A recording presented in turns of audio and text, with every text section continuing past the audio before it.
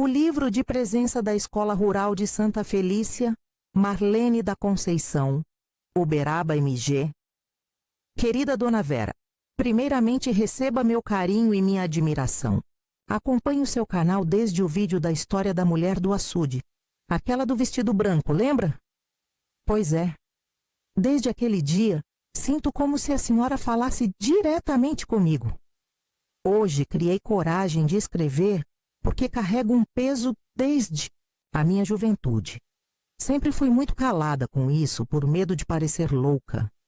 Mas como a senhora mesma diz, tem coisa que só pode ser contada para quem acredita.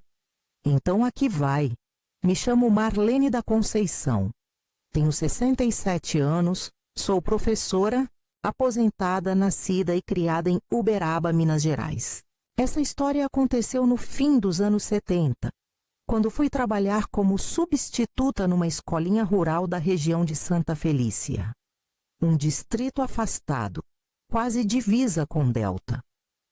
Era a minha primeira nomeação, recém-formada no magistério, cheia de sonhos e coragem. A escola era pequenina, feita de madeira e telha francesa, com uma só sala que atendia alunos do 1º ao 4º ano. Ficava no alto de um morro cercado por mata baixa e uns pastos meio abandonados. A casa do caseiro era ao lado, mas ele só aparecia de vez em quando.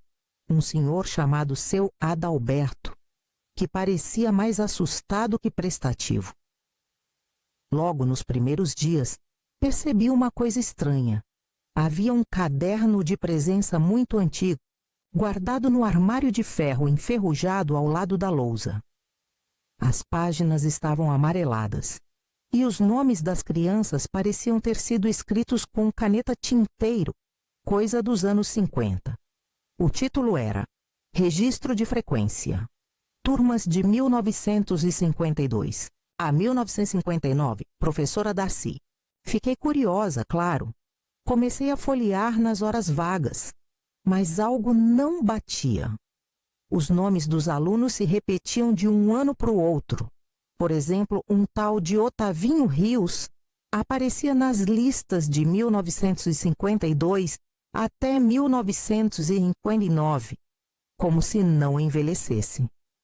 O mesmo com Norma Pacheco, Laírton Cunha, Josafá do Carmo, todos sempre com a mesma letra arredondada e o mesmo número de faltas, 0.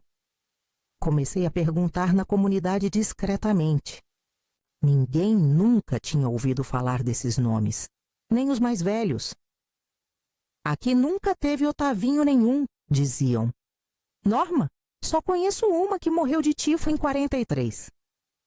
A ficha caiu de vez quando encontrei, dentro de uma das páginas do caderno, um papel fino, amarelado, dobrado ao meio. Era uma carta escrita à mão, sem remetente.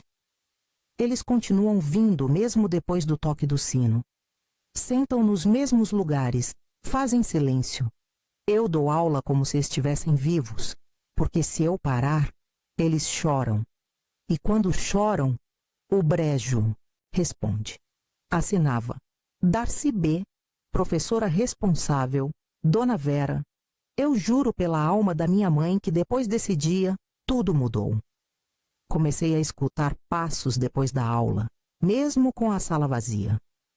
O quadro de giz ficava sujo de palavras que eu não escrevi.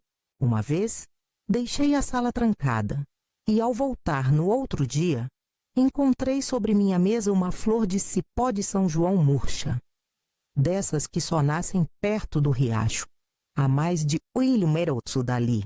Teve uma manhã que entrei e vi cadeiras fora do lugar, mas o mais assustador foi numa sexta-feira, quando cheguei cedo para organizar as provas. Estava um nevoeiro pesado e quando abri a porta, vi, por alguns segundos, que todas as carteiras estavam ocupadas. Silhuetas pequenas, imóveis, como sombras de crianças. Pisquei. Sumiram. Decidi sair dali, claro. Mas antes, Fui até a prefeitura de Uberaba pedir o histórico daquela escola. Mexeram nos arquivos e me mostraram uma notícia antiga, de 1959. Deslizamento de terra soterra, escola rural em Santa Felícia. Professora Darcy Bezerra e 13 alunos desaparecidos. Corpos nunca encontrados. A escola que eu dava aula tinha sido reconstruída nos anos 70, no mesmo terreno. Fiquei 2 semanas com febre, sem falar nada para ninguém. Voltei lá apenas uma vez para buscar minhas coisas. O caderno eu deixei lá. Não tive coragem de levar. Mas antes de ir, abri na última página. Estava em branco. Escrevi com minha própria letra. Hoje é dia 24 de outubro de 1979.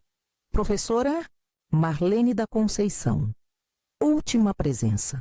Fechei o armário, tranquei a escola e nunca mais voltei. Essa história é um fardo que carrego até hoje. Às vezes sonho com a voz de criança me chamando. Tia Marlene, corrige minha redação. E acordo suando frio, como se ainda tivesse giz nas mãos. Talvez agora, contando para a senhora, eu encontre um pouco de paz. Ou, quem sabe, alguém mais tenha vivido algo parecido. De todo jeito, agradeço de coração por me ouvir, Dona Vera. Que Deus lhe conserve essa missão tão bonita. Com carinho e um aperto no peito, Marlene da Conceição Uberaba, Minas Gerais.